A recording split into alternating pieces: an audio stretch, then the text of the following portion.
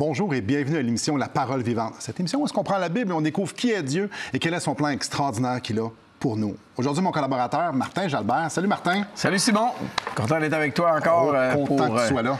Pour suivre cette belle petite étude de tous les versets, de tous les chapitres du livre de Ruth dans l'Ancien Testament. C'est extraordinaire. Et quelle bonne idée que tu as eue qu'on fasse juste lire les versets et on les commente parce que l'histoire s'explique d'elle-même.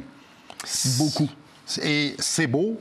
C'est beau, c'est beau. Peut-être juste nous donner un résumé, parce que peut-être qu'il y a des gens qui n'ont pas vu les deux premières émissions. On encourage à aller les voir, mais mettons...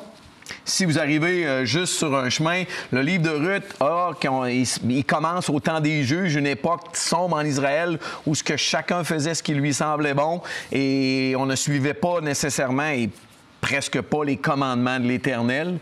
On a une femme avec son mari puis leurs deux fils qui partent dans un pays étranger où ce qu'on adore de faux dieux, qu'on fait des sacrifices abominables à de faux dieux, souvent en offrant des enfants vivants en sacrifice, des bébés.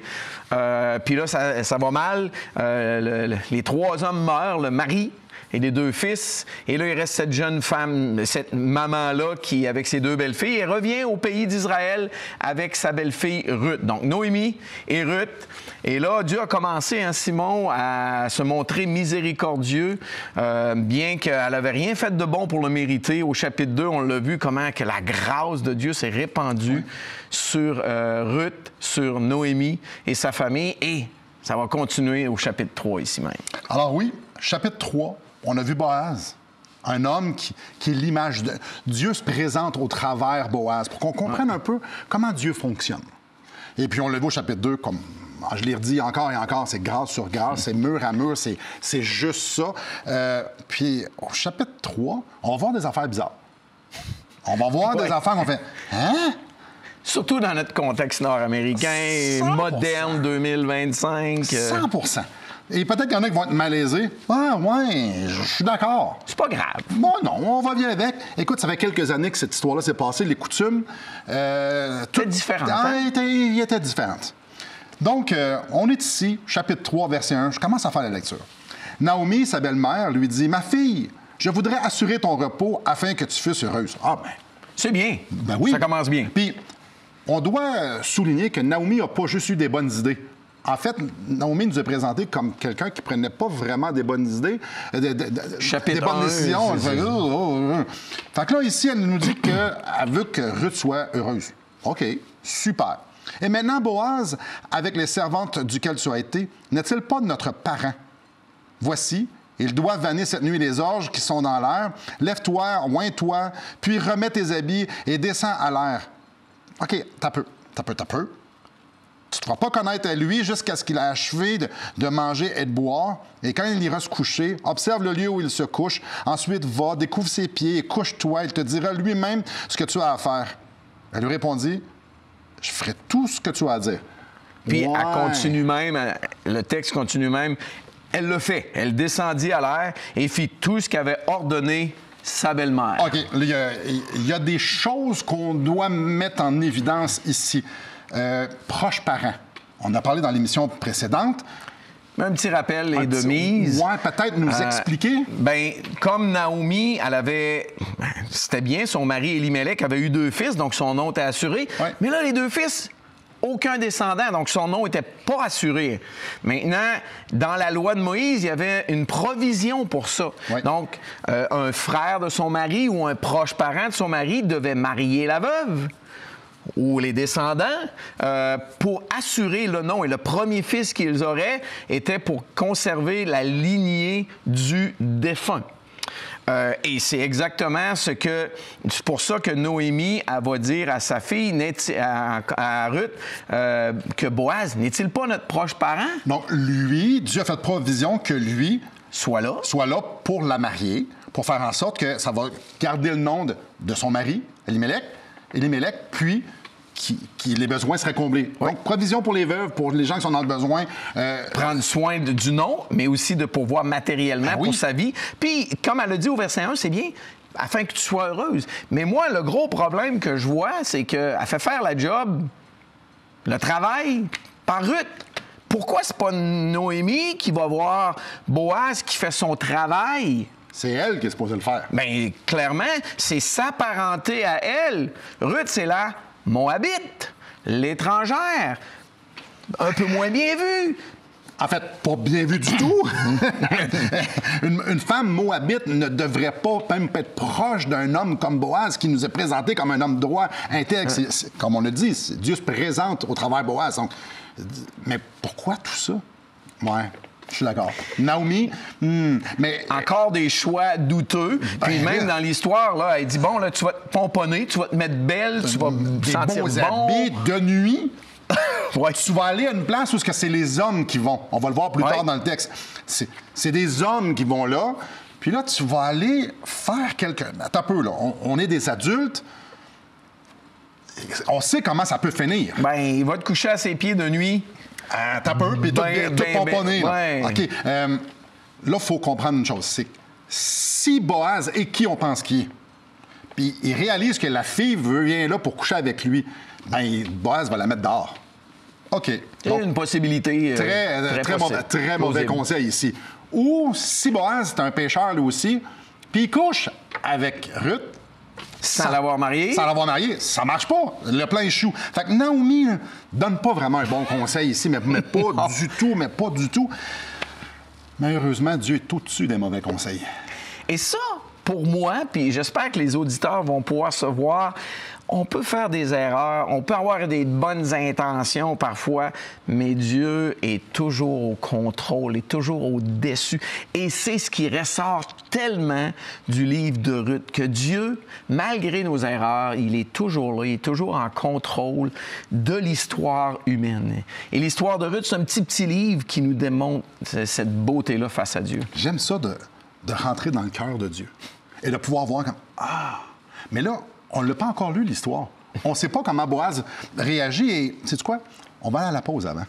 Alors, j'aimerais vous offrir le livre « Destination finale » de Marc Hahil. Marc Hahil prend les Écritures, répond aux questions que vous avez probablement. Pourquoi on est ici? Pourquoi la Bible est pertinente dans ma vie? Qu'est-ce qui arrive quand je meurs? Il y a bien du monde qui se pose la question. Ouais, on va peut-être dire « Ah, mais moi, je suis une bonne personne. » Mais est-ce que c'est ça, le qualifiant pour pouvoir être au ciel? Être pardonné de nos péchés, c'est être une bonne personne? Marc Hahil prend les Écritures et on trouve ça vraiment important que vous puissiez l'avoir pour pouvoir continuer la réflexion à propos de ce que dit la Bible sur Dieu et sur nous et son plan qu'il y a pour nous. Donc, écrivez-nous, appelez-nous, on vous l'envoie tout à fait gratuitement. Après la pause, qu'est-ce qui se passe dans cette histoire-là? Comment Boaz réagit? Restez avec nous.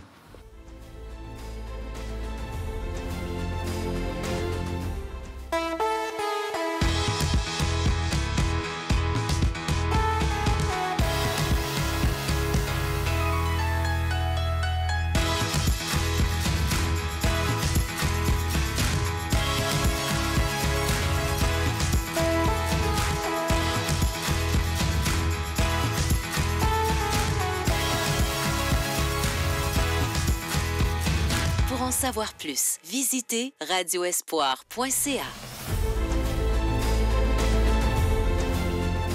Très bonjour à vous. Oui, on est dans un texte qui, culturellement, aujourd'hui, on fait ça sort de où, cette affaire-là? Mais ça nous met en évidence, ça met en relief la grâce de Dieu. Ça met en relief le cœur de Boaz, qui est l'image de le cœur de Dieu, le cœur de Jésus envers nous. Et les premiers versets qu'on a lus, c'était pas évident culturellement, même pour nous, puis ça va pas aller en s'améliorant avec... non, pas du tout. Donc, Ruth s'en va voir Boaz, elle se maquille, elle se met du Naomi parfum, lui a demandé. Comme Naomi lui a demandé.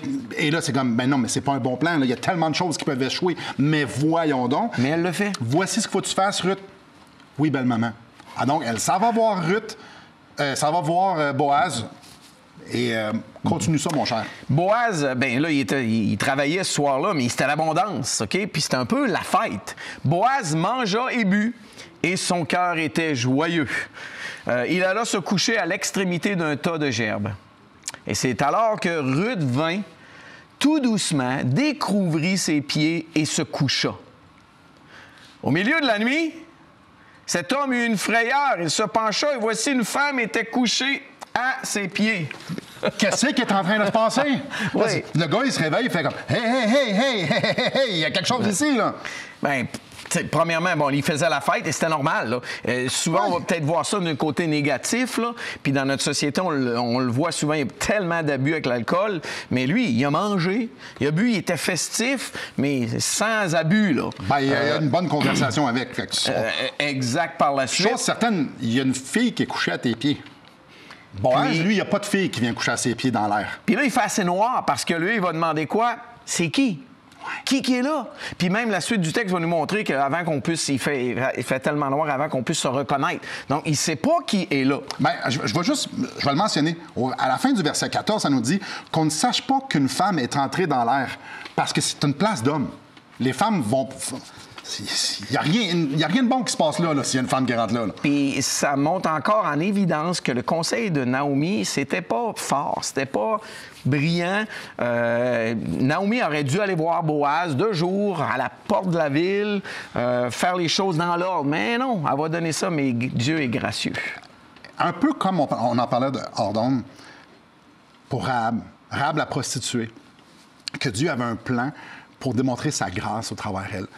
Dieu veut nous montrer que même si c'était une Moabite, même si c'était Ruth la Moabite, il y a une place pour toi. J'ai un cœur pour toi. Ça a toujours été le cœur de Dieu, Simon.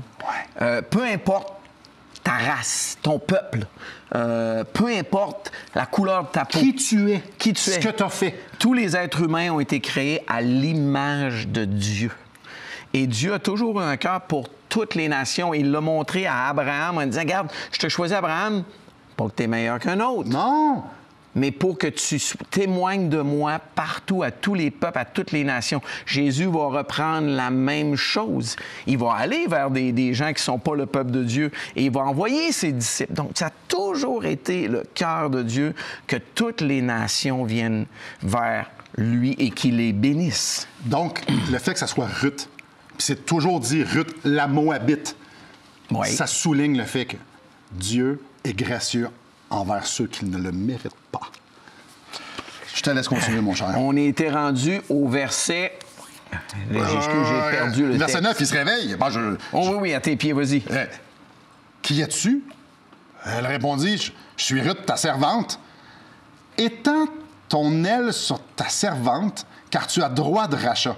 Wow! Attends un petit peu, là. Qu'est-ce que c'est que cette phrase-là? Donc là, il se réveille... Il a fait, c'est qui est là? Il dit, c'est moi, Ruth, ta servante. Écoute, elle dit à Boaz, tu as un droit de rachat sur moi.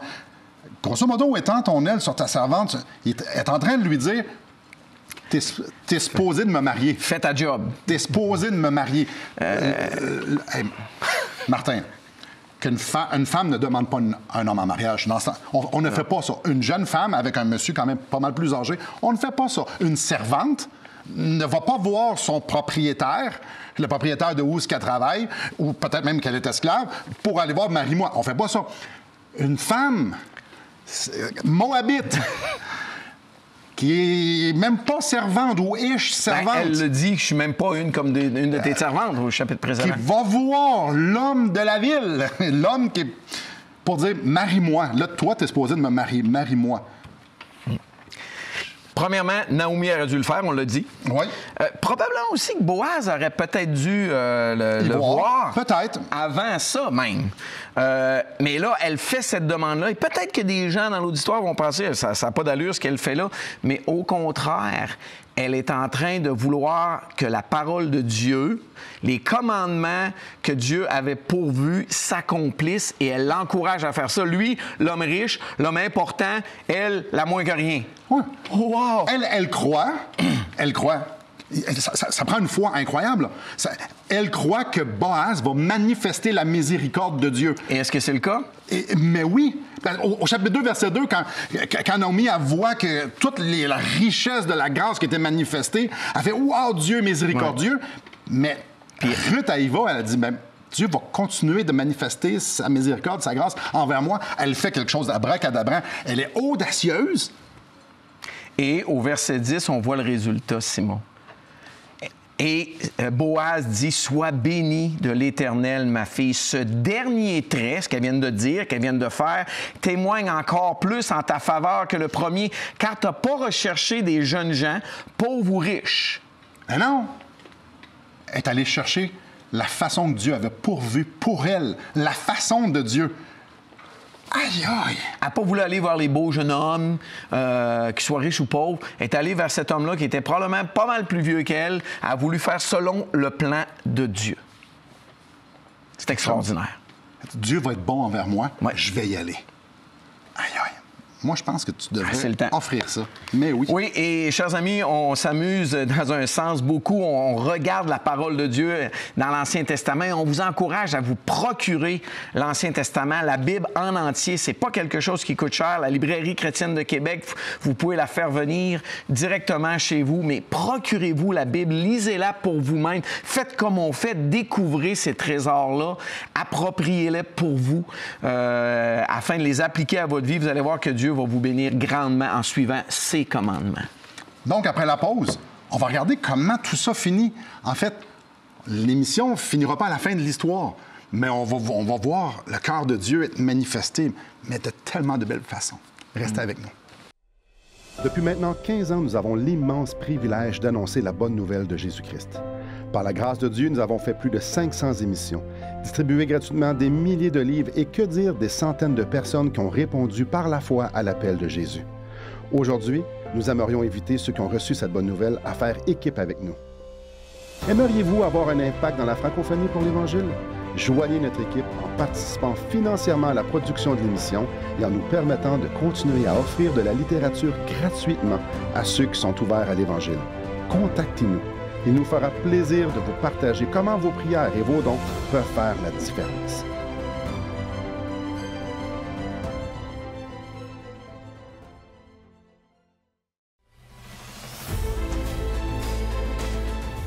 Rebonjour à vous. Donc, contre toute attente, Ruth dit à Boaz, « Rachète. tu as un droit de rachat sur moi. Étends ton aile. Sois bon envers moi. Montre-moi ta fidélité. » Alors, wow! Rachète les terres d'Elimelech, puis prends-moi comme épouse. Donc, au verset 11, « Maintenant, ma fille ne craint point. » Ah, ça a dû... N'aie pas peur. Ça a dû... Oui, exactement. « Je ferai pour toi tout ce que tu diras, car toute la porte de mon peuple sait que tu es une femme vertueuse. » Tout le monde sait!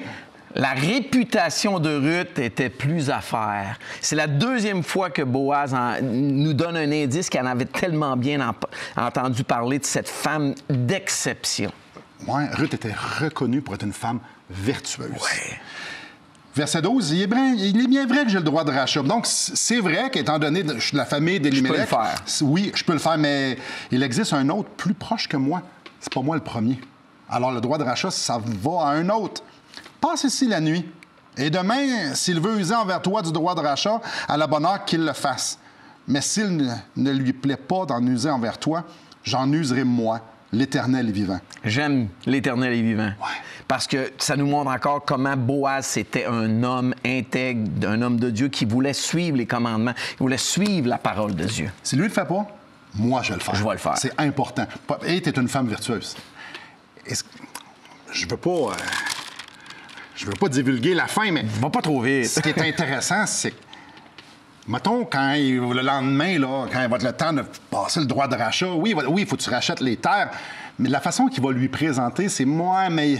Il y a une Moabite. Il y a une Moabite qui vient avec. Et là, c'est ah, ouais, non, ça me tente un peu moins. Ouais. Boaz voulait honorer Dieu. Amen. C'est tellement beau. Puis il voulait bénir cette femme-là. Donc, il lui dit, passe ici la nuit. Ah, ben ça, je viens de le lire. On continue. Verset 14. Verset 14. Elle resta couchée à ses pieds jusqu'au matin. Ils font rien. Et elle se leva avant qu'on puisse se reconnaître l'un et l'autre. Boaz dit, qu'on ne sache pas qu'une femme est entrée dans l'air. Donc, ça nous montre encore là que l'histoire, le plan de Naomi, c'était pas le meilleur au monde, là. Mais il ne veut pas déshonorer Ruth, puis lui, il garde son intégrité. Exact. Ça nous émotionnait qu'elle couche à ses pieds. Parfait. Et lui ajouta, donne le manteau qui est sur toi et tiens-le. Elle le tint, et il mesura 6 mesures d'orge qu'il chargea sur elle. Puis elle entra dans la ville. Il faut juste comprendre, là, on parle de 50 livres environ. Minimum. C'est pas un petit sac de plastique là, avec une petite affaire, un petit snack. Là. L'abondance, la grâce. Petit détail. Elle était capable de porter 50 livres. Elle est habituée au travail. Ah, elle a travaillé toute la journée dans le chapitre passé. Mais Dieu veut pas qu'on retienne qu'elle était costaude et qu'elle était capable de tenir 50 livres. Il veut surtout qu'on retienne à quel point Boaz est généreux avec elle. Amen. Ruth revint auprès de sa belle-mère et Naomi dit « Est-ce toi, ma fille? » Ruth lui raconta tout ce que cet homme avait fait pour elle. Elle dit « Il m'a donné 6 mesures d'orge en disant « Tu ne retourneras pas à vide vers ta belle-mère. » Et l'idée de se donner le manteau, l'idée de me donner la nourriture, ça aussi, il y a quelque chose d'une alliance là-dedans. Il y a quelque chose entre moi et toi. Et la grosseur, plutôt la quantité de ce qu'il lui donne représente le sérieux de ce qu'il est en train de faire là. Boaz, il voulait honorer Dieu. Et ça, c'est clair dans tout ce qu'il fait. C'est un homme qui... On l'a dit, je pense, dans l'émission précédente, que Boaz représente... Ouais. C'est une image, en fait, de Dieu, le Rédempteur, de la personne du Seigneur Jésus lui-même. Je vais m'en occuper. Je vais faire tout ce qui est nécessaire. Puis regarde, je te donne quelque chose qui démontre que je vais le faire. Ce que je dis, je le fais. Ruth, Naomi, ils n'ont rien. Boaz a tout. Moi puis toi, on n'a rien. Notre Dieu, notre Père céleste a tout. Il est le Dieu de la perfection. Il y a tellement de choses dans lesquelles on peut s'associer, chers amis.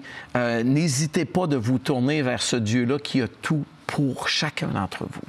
Je suis ému de voir le cœur de Boaz. Parce que pour nous, c'est peut-être juste de l'encre sur du papier, juste une histoire. Non, il y a tellement de choses qui sont mal faites de la part de Naomi puis de Ruth. Puis de la façon que c'est... Mais Boaz est bon. Et cette histoire-là est à propos de la bonté de Boaz. De Dieu et qui de est manifestée au travers, ouais, exactement, qui est manifestée. Alors moi, je fais « Wow!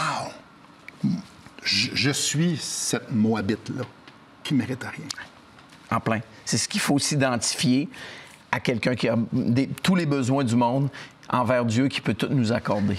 Et moi, je m'en vais à Dieu. Rachète-moi. Rachète-moi. Exact. Et ce qui est extraordinaire, c'est que Boaz va le faire. Alors, reconnaître qu'on ne mérite rien et d'aller à Dieu, sachant qu'il est bon. Et dire, rachète-moi. Je veux que tu m'achètes pour que je puisse t'appartenir. Savez-vous quoi? Il va le faire. Et après la pause, on a laissé un détail. Et après la pause, j'aimerais ça qu'on puisse le regarder parce que, ô combien ça nous dit, ça nous montre à quel point le cœur de Dieu est extraordinaire. Et quand on vient à lui, puis on lui dit « Je te veux »,